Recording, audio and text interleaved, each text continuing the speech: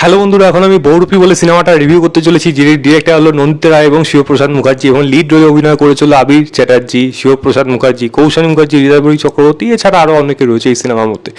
গল্পটা ছোটো করে বলি, 90s একটা ঘটনা, যেই সময় একটা ডাকাত উঠে আসছে, তারা ব্যাংক ডাকাতি করে কিন্তু সেই টাকাগুলো বিভিন্ন জায়গায় বিলিয়ে দেয়। কী কারণে? কাইন্ড অফ রবিনহুড টাইপ, এবং কেন সে এরকম কাজগুলো করে তার পেছনে কী কারণ আছে, এবং একজন আইসি সেখানে মদত হচ্ছে, যার এরিয়ার মধ্যে এই ডাকাতিগুলো বিশেষ করে হচ্ছে, সেই আইসি আন্ডারে কি সে কি পারবে এই ডাকাতটাকে ধরতে?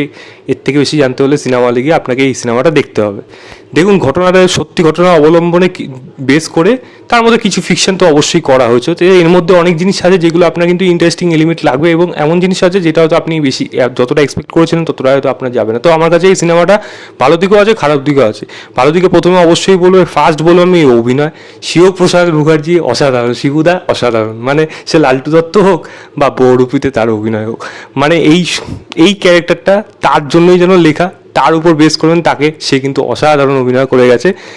ইমোশনাল পোর্শন যেরকম থাকে, একটা রাগের মুহূর্ত যেরকম থাকে, বা একটা কমেডি মুভমেন্টে যেরকম থাকে, সে অসাধারণ। সে বরাবরই সিনেমাটা পুরো ডমিনেট করেছে অভিনয় দিয়ে।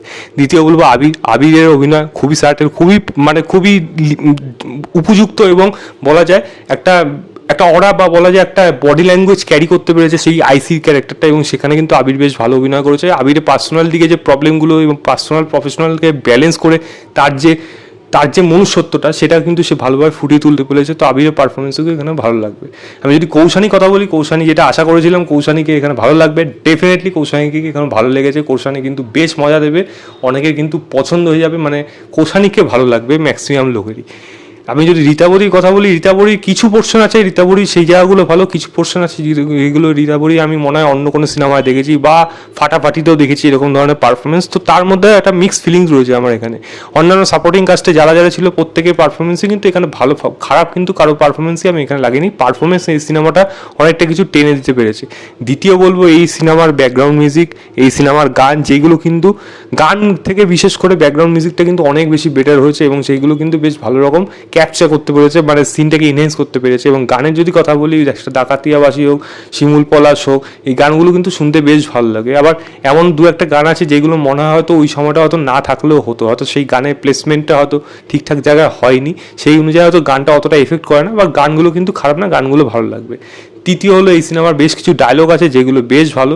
আমি সবাই জানি যে ডায়লগ এখানে শিবপ্রসাদ মুখার্জি লিখেছে, এবং তার ডায়লগগুলো কিন্তু বেশ মজাদার আছে, এবং কমিক এলিমেন্ট, এবং উইন্ডোজ যেটা প্রেফার করে তার অডিয়েন্স, এবং সঙ্গে এখন একটা রক্তবীজ আসার পর থেকে যেরকম ধরনের অডিয়েন্স সবাইকে একটা ক্যাটার করার চেষ্টা করেছে, পুরোটাই কিন্তু এখানে চেষ্টা করা হয়েছে রক্তবীজের মতো, যাতে সবাই সিনেমাটাকে এনজয় করতে পারে। তো সেরকম ধরনের কিছু কমিক পোর্শন আছে যেগুলো মজা দেবে আমাকে, যেমন আমি কিছু মজা পেয়েছি, আবার কিছু মজাও পাইনি, এরকমও আছে। তো এই একটা মিক্স ফিলিং রয়েছে কমেডি পোর্শনগুলোর মধ্যে, যেটা কিন্তু সিনেমা হলে বিশেষ করে কিন্তু ওয়ার্ক করে যাবে। সিঙ্গেল দেখলে বা একা ঘরে দেখলে কিন্তু সেটা জানি না কতটা ওয়ার্ক করবে, বাট সিনেমা হলে কিন্তু ডেফিনেটলি সেটা ওয়ার্ক করবে। এবং সিনেমার মধ্যে সিনেমার গল্পটা যেরকম আছে, যেটা আবির যেটা বলছে, যেটা ট্রেলারের মধ্যে ছিল, তার এটা একটা না জানা বা বলা যায় হেরে যাওয়া একটা অধ্যায় যেটা সে লিখছে। তো সেইখানে যে গল্পটা বলা শুরু হয়েছে, সেটা যেভাবে ন্যারেট করা হয়েছে, ন্যারেশনের মধ্যে কিন্তু অনেকগুলো দিক আছে যেগুলো খারাপ, মানে হয়তো সেই জায়গাগুলো অত ডিটেলে হয়তো যায়নি, বাট তার মধ্যে কিন্তু অনেক এলিমেন্ট আছে যেগুলো কিন্তু আনা হয়েছে, যেটা কিন্তু বিশেষ করে গুরুত্বপূর্ণ। এবং ওই সময় পলিটিক্যাল দিকটা অতটা যায়নি, বাট একটা শ্রমিক ইউনিয়ন, একটা সেখানে জুট মিল বন্ধ হয়ে যাওয়া, সেই জিনিসগুলো কিন্তু উঠে এসছে গল্পের মধ্যে, এবং সেখানে লড়াই, এবং বহুরূপী মানুষকে কেন বহুরূপী ধারণ করেছে তার পেছনে যে লড়াই, সেগুলো কিন্তু বেশ ভালোভাবে ব্যাখ্যা করেছে, যেটা কিন্তু আপনার ভালো লাগবে। এবং ক্লাইম্যাক্স পোর্শনে যেই জায়গাটা রয়েছে, যেখানে আপনার কিন্তু একটা টান একটা উত্তেজনক মুভমেন্ট আছে, সেটাও কিন্তু আপনার দেখতে কিন্তু খারাপ লাগবে না, একটু কিন্তু ভালো রকম স্টেজিং করা হয়েছে, অ্যাকশন যেরকম ডিজাইন করা হয়েছে, স্টেজিং ভিডিও ওইগুলো কিন্তু ঠিকঠাক করা হয়েছে, সেগুলো কিন্তু আপনার ভালো লাগবে। এবার মেন কথা হলো, সিনেমার মধ্যে তাহলে খারাপ লাগলো কি? দেখুন, সিনেমাটা যদি আপনি রক্তবীজ যদি দেখে থাকেন না, তাহলে আমি বলবো রক্তবীজের কিন্তু ধারে কাছে এই সিনেমাটাকে আমি রাখবো না। ডেফিনেটলি সিনেমাটা ভালো হয়েছে, কিন্তু রক্তবীজ টাইপের কিন্তু ওই যে টান উত্তেজনা শুরুর থেকে শেষ অবধি, এবং তার মধ্যে একটা ফ্যামিলি অডিয়েন্স বা একটা ফ্যামিলি ইমোশন সেই জায়গাটাকে অ্যাড করা, আমার মনে হয় সেটা এখানে কোথাও মিস করে গেছে। এবং বিশেষ করে আবির রীতাবরী শুরুর দিকে যে ক্যারেক্টারটা সেটা কিন্তু ভালোভাবে ওয়েল এস্টাবলিশ না, সময় কিন্তু তাদের দেওয়া হয়নি এবং তারা কিন্তু সেই ক্যারেক্টারগুলোকে অতটা ফিল করা যাচ্ছে না যে একটা পুলিশ অফিসার এরকম প্রবলেমে পড়েছে কী করছে, সে হয়তো পারফর্ম করে দিচ্ছে, বাট সেই জায়গাগুলো হয়তো আরও বেশি লেখার বা আরও তাদের মুহূর্তের প্রয়োজন ছিল। সিমিলারলি কৌশানী ক্যারেক্টারটা একটা সময় থেকে গল্পের থেকে কিন্তু হঠাৎ করে হারিয়ে যায় এবং মনে হয় কৌশানী ক্যারেক্টারটা শেষ অবধি দারুণ একটা ইম্পর্টেন্স থাকবে, অবশ্যই আছে, শেষ অবধি অবশ্যই আছে, কিন্তু সেখানে যে ইম্পর্টেন্সটা শিবপ্রসাদ তার সাথে কেমিস্ট্রিটা সেটা একটা সময় অবধি আছে, তারপর থেকে যেন গল্পের মধ্যে থেকে তার পোর্শনটা হাওয়া হয়ে যায়, যেটা আমার একটু অবাক করেছে, আমার সেইটা আমি অ্যাটলিস্ট আশা করিনি। এবং অনেক জিনিস আছে যেগুলো একটু হয়তো টেকনিক্যাল দিকে ভুল হয়ে গেছে, যেমন কিছু ওই সময় ঘটনা তো নীল সাদা রং কী করে আসবে সেটা একটা বড় ব্যাপার, কিছু কিছু জায়গায় দেখা গেছে।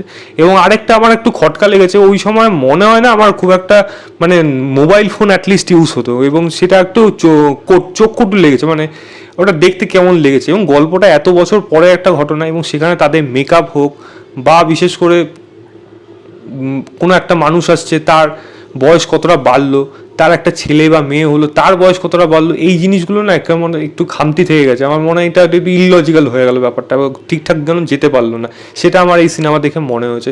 এছাড়া যদি বলি গল্পের মধ্যে যেই ক্লাইম্যাক্স পোর্শন, যেটা আমি বললাম ক্লাইম্যাক্সটা আমার ভালো লাগে, কিন্তু আপনি যদি রক্তবীজ দেখে ক্লাইম্যাক্স ভাবেন, রক্তবীজের যে টান টান ব্যাপারটা ছিল লাস্ট অব্দি কী হবে, বোম ফাটবে না কী ফাটবে, এখানে কিন্তু সেই টান টান ব্যাপারটা কিন্তু রাখতে পারিনি। চিত্রনাট্যে আমার মনে হয় এখানে একটু গরমিল হয়ে গেছে, মানে এনগেজ করে রাখতে পারিনি পুরো শুরুর থেকে শেষ অব্দি গল্পটা। এবং বহুরূপী গল্পটা কিন্তু হঠাৎ করেই আসে, যেটা আমার মনে হয় অনেক আরও বেশি সময় প্রয়োজন ছিল এই শিবপ্রসাদের ক্যারেক্টারটা কেন সে ব্যাংক ডাকাতির পথে গেল, এবং তার জন্য ভালো একটা মানে আরও অনেক ঘটনার প্রয়োজন ছিল, জাস্ট একটা ঘটনা একটা মুহূর্তে ওইগুলো যথেষ্ট না আমার মনে হয়। আমার মনে হয় সেগুলো একটা মানুষের পারসেপশন চেঞ্জ করার জন্য একটা ভালো রকম কিকের প্রয়োজন, সেটা আমার মনে হয় এই সিনেমাতে একটু হলেও মিস করে গেছে। আরও ছোটোখাটো দিক রয়েছে যেগুলোকে এখানে আলোচনা করা যায় খারাপ দিক হিসেবে, তবে সেটাকে যদি বাদ দিয়ে আপনি হলে গিয়ে কিন্তু এই সিনেমাটা একবার অন্তর আরামসে দেখতে পারেন। আমার মনে হয় বিশ্বাস করি আপনার হয়তো ভালো লাগবে। আমার কিন্তু ভালো লেগেছে, আমি খুব বলবো না যে এক্সট্রাঅর্ডিনারি লেগেছে, রক্তবীজের মতো লেগেছে, আমার ভালো লেগেছে এই সিনেমাটা। আমি এই সিনেমাটাকে 3.5 দেবো, আউট অফ 5 বলবো। সিনেমা হলে যান, গিয়ে দেখুন, শিবপ্রসাদদার জন্য অন্তত দেখুন, ভালো লাগবে কিন্তু আপনার, এইটুকু আমার বিশ্বাস। তো এই ছিল আমার ওভারঅল রিভিউ বহুরূপী বলে সিনেমাটা। ভিডিওটা ভালো লাগলে লাইক শেয়ার, চ্যানেলটাকে অবশ্যই সাবস্ক্রাইব করে দেবেন। বাই।